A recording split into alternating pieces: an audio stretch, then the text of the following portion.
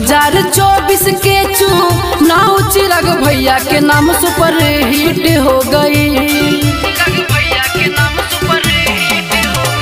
2024 के चुनाव चिराग भैया के नाम सुपर हिट हो गई।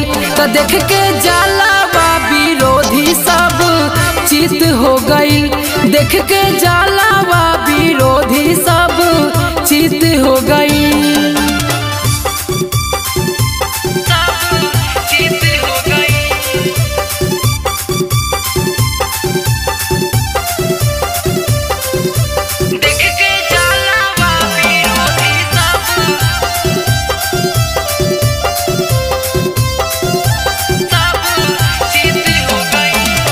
कितना लोग दाबल चाहे देख के झूठा दाग हो, तबो नहीं दाबल काबो भैया चिराग हो।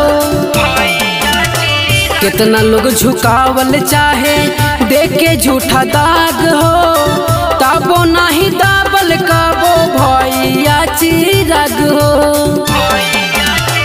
कैले रिकॉर्ड खड़ा पाँचों में पाँचों सीटवा जीत हो गई। तो देख के जाला विरोधी सब चित हो गई। देख के जाला विरोधी सब चित हो गई।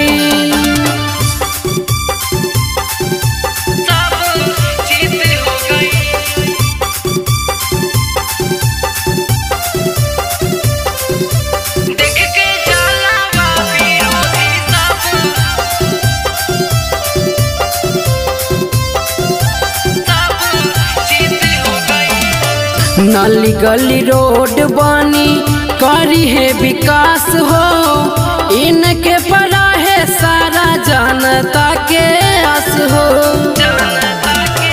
नाली गली पुल बनी करी है विकास हो, इनके पड़ा है सारा जनता के आस हो।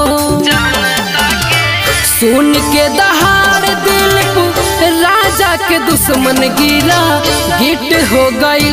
तो देख के जाला विरोधी सब चित हो गई। देख के जाला विरोधी सब चित हो गई।